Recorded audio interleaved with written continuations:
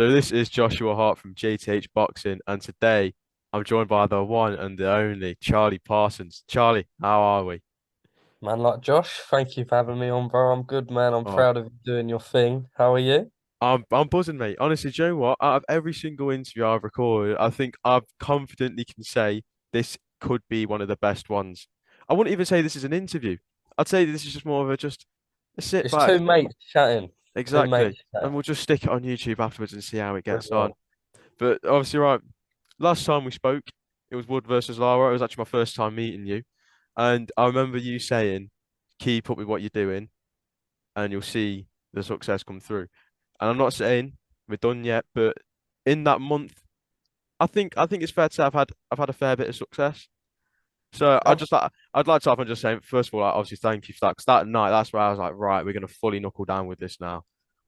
no, don't be silly, man. I was just saying to you, like before we started the recording, some of the names that you've pulled in the last month are like better than any of the names I'd pulled in my first month. I think actually I say that I interviewed Shannon Briggs as my first ever interview, and then it went a little bit flat for a while, and but like your consistency is nuts. I was never as consistent as you at the start, so by all means, mate, a month in, you are absolutely killing it. Well, that's the thing that I feel like I've set this bar now, and I feel obviously with boxing wise, it's not necessarily it's just getting the videos out because obviously you got to think I'm trying to go like daily. Like obviously like last week, I think on Saturday I dropped 5 videos in one day because obviously I was out at Carl Greaves Media Day, then I got home and got straight onto a call with Gavin Gwynn. And it's like, I'm putting British champions, English champions. Like, after this, I'm hopping on with an English champion at about 9 o'clock tonight. So it's just staying consistent. What I would say is don't as much as I would say be consistent at the same time, like don't put pressure on yourself because there were times that I was getting a bit burnt out with it. You're young, you do it because you love it, but if you put pressures on yourself, it will sometimes start to feel like a chore or a job or whatever. Just do as much as you can when you can. There's only a certain amount of people in boxing.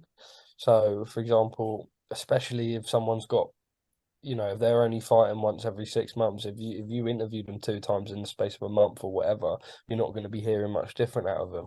But look, just set limits that you believe you can achieve, and keep going at it. And I'm sure it's going very well at the minute, so I'm sure you'll have no troubles. Listen, fingers crossed, we get a chance to work in this full time. That's the plan.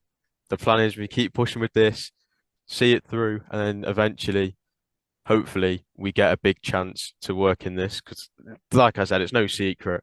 Everyone, even people who like aren't into boxing, they can see the passion that I've got for this.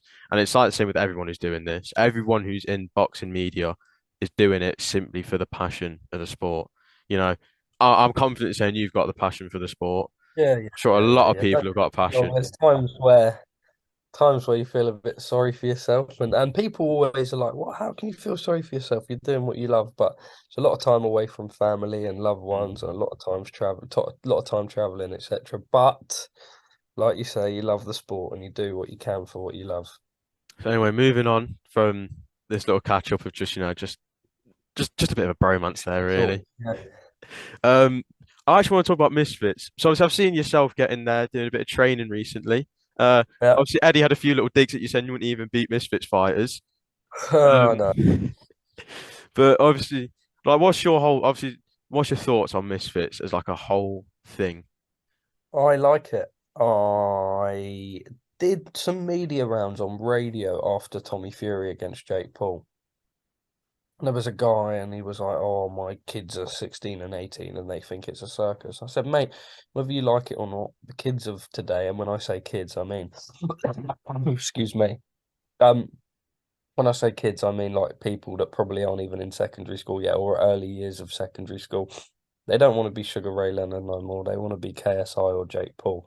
Um, Whether we like it or not, it's bringing eyes on the sport.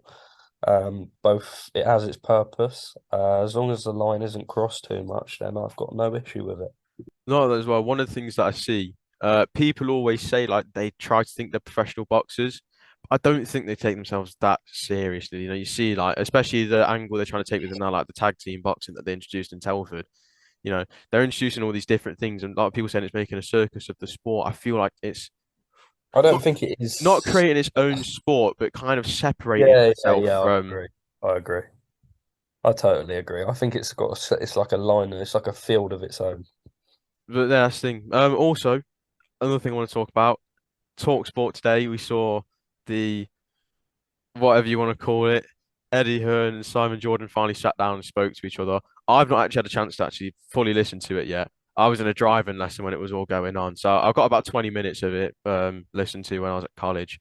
Um, it seemed very interesting from what I've seen, and definitely, so they've definitely got something against each other from what it looks like. Did you listen to all of it I earlier? did. It made my so it was scheduled for 10, and my flight from Dublin to Birmingham was at 10, and then it moved to 11. So I was delighted to I landed around 10:55, and the first thing I did from the minute I landed from the at the airport to like my journey home, I listened to the whole thing, and it made a very, very entertaining travel back.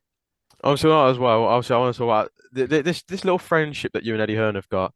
In every single interview, seems there's always a little dig at each other. You know, he always says that you don't have the best clothing, but then again, we've seen some of the things he's worn. I don't think it is it too bad. I mean, you know, I think he's got some nice outfit. I like his suits for you know. His suits are okay. You know what? Some of the outfits that he wears are okay, but we've got to remember, um, it's all good fun and games between us, but he is 45. He can't be backing out the Nike Tech tracksuit. It don't work like that, Edward. Um, he sent me a voice note tonight taking the piss out of me actually because I put a little story up about this.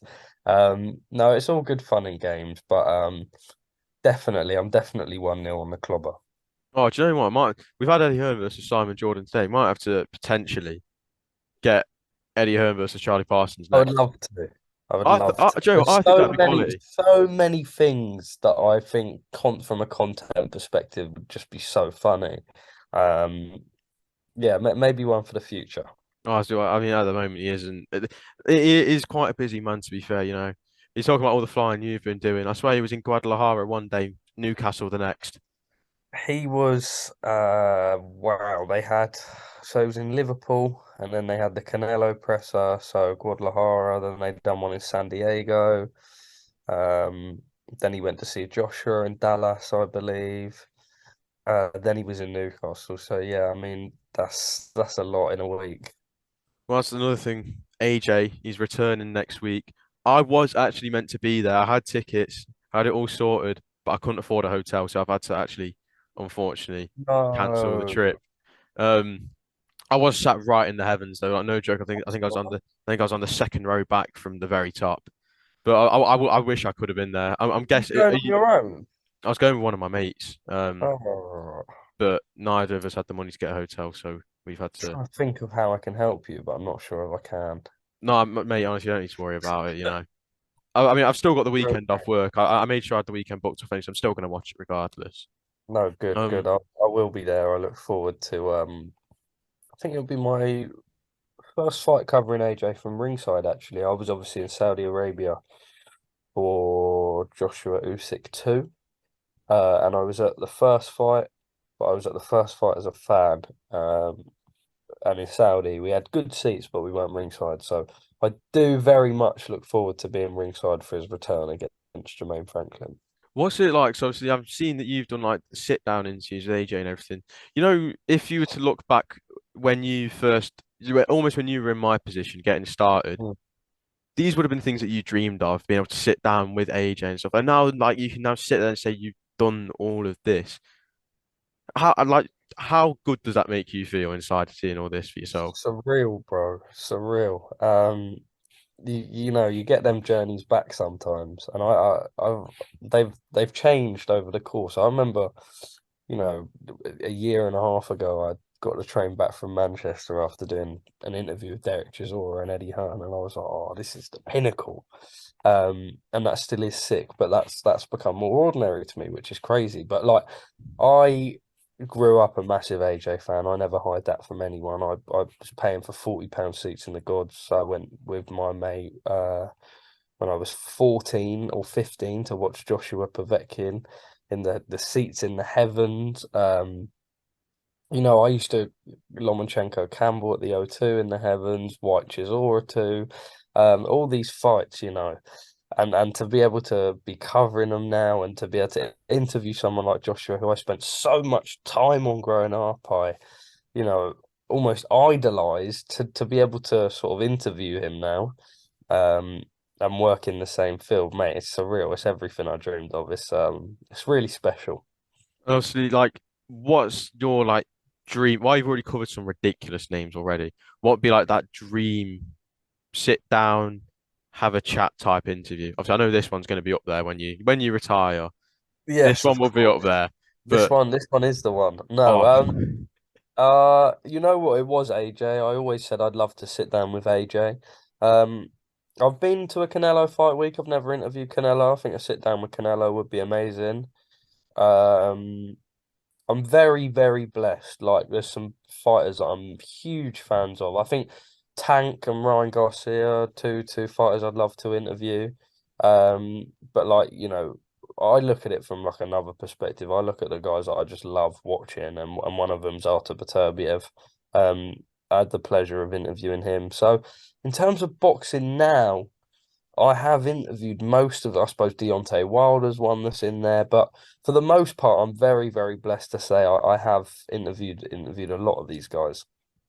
last thing, fingers crossed. Again, all the press up. We see that one day.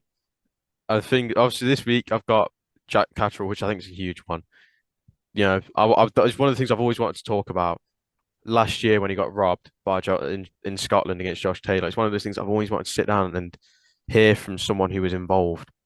And like, the emotions that were going around the event afterwards. You got to think you've worked your entire life to become champion of the world, and it's took from you. And it's not even like he put on a bad performance. He put on almost the perfect performance, and to have it robbed from it is something I'd always like to talk about.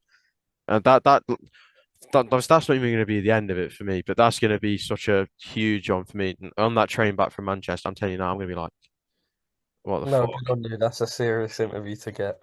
But not as well. The traveling you do as well, you seem to be doing a lot, especially at the moment, you're doing a lot of flying. You even flew all the way just that made that massive flight to Newcastle the other. Where is it you flew from as well? Where is it you? But no, you know what, right? People have been laughing at me for this one. I can explain. So where I live, the trains are on strike. So I had no choice but to fly there and back. But yeah, it did look ridiculously bougie. I appreciate. Or was there no like coaches on it going on there, or Oh was it? no, we ain't getting the coach for. I get the coach from London to Cirencester every now and then, and that's 2 hours, but that's pushing it. That's another thing as well. You seem to get a lot of stick for. Eddie always seems to come at you for Cirencester, and just Cirencester is a brilliant place, mate. I, you know what? In all seriousness, I moved here when I was 15 years old from London, and it's to do a job like this where you're just 24/7 on the go. To come home, for example, like just got back from Dublin, and I'll have a day and a half at home, and then I'll go again. It's nice to just put my feet up and just relax for a little bit, and it's a quiet area. It's nice. It's not got loads going on. Got a lot of good pubs. But yeah, it's become a bit of a meme. But I'm glad it's a bit of a nice meme, and we will. I think we're working on getting Eddie to down to Cirencester one day. So I think the day that happens, I think that'll be huge. I think that will be huge. you'll be invited, Josh. Don't you worry. Oh, if just listen, just you've got my Instagram, you've got me on Twitter. Just drop me a little text. I'll get Yeah, myself. no, don't worry. You will be invited to Cirencester when we get this sit down with Edward. You'll be invited. Don't you worry. I'll be there. I'll get the day off work. I'll get the day off college. I'll make Whatever, sure whatever I'm you've there. got to do, you make it happen. I'll just try and make sure I don't, you know, fanboy a little bit over Eddie. I do quite like Eddie Hearn. So That's all right, mate. You're early in the sport. You're early in the sport, mate. You'll be interviewing him soon, and you won't think anything of it. what was it like for you as obviously like first I was the other day I was having just a little look through like a lot of people's like Instagrams and stuff who are in boxing media as well. And obviously was it your first show interviewing Eddie? Oh, okay, we had that thing come up. Brilliant. Oh, just say that. Yeah, yeah, yeah. So what was I saying? So your first show was it Smith Fowler in Liverpool? My first time interviewing Eddie was at the Smith Fowler launch press conference in Liverpool. Yeah. Obviously, what was that whole thing like? 'Cause obviously, I'm guessing for you again, that was huge. That must have been a massive thing. And to look at where you are now, to the point where he's sending you voice notes, just having little digs at you. You know, Yeah, it's you weird, man. It's I don't I suppose you don't really look at it like that anymore because if I'm every night I got a photo that I took with him when I was 14 as a fan at a weigh-in. Um, and I look back at that and I laugh a little bit. Um, but no, man, it's nice. It's nice, and you know what? We've got a real good dynamic. I'll be honest, I do and I don't, but like I don't really see him as like Eddie Hearn anymore. I know it sounds mad, but I see him so regularly that it's just like I'm like, oh yeah, like I'm doing another interview with Eddie. It'll be good fun, blah blah blah. But it's part of my job now, isn't it? well, that's the thing, especially like you bring a different dynamic to it as well. You don't just sit there and just ask those questions that everybody else asks. You bring that conversation element into it I and make like it to unique. I like to sort of say, and this is sort of without meaning to come across as arrogant, but I like to sort of be a bit more of a conversationalist as such because don't get me wrong, there's proper hardcore journalism, and I respect that. Um, and I think that's a great way of getting some stuff that we want to know in terms of news and whatever. For me myself, like I say, I'm blessed to work in the sport that I love. I'd be lying if I wasn't in awe of some of the people that I'd get to interview.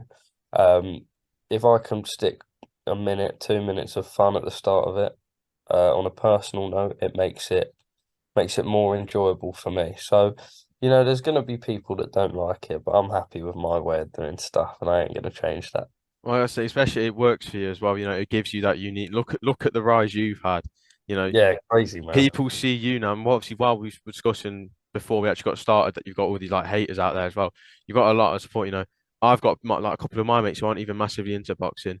They know you. They know your name. They know you what you're about. You know, Shout out to your boys.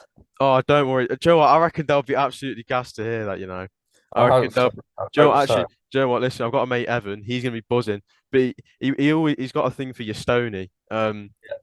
And he was asking. Obviously, he was gonna ask if you were wearing any today, but obviously, unfortunately, I you're I not. was earlier. I was in the pink Stony, but I'm Oh, the famous pink Stony. where the room I'm in at the minute. All I've got is a Stone Island badge, which is over there.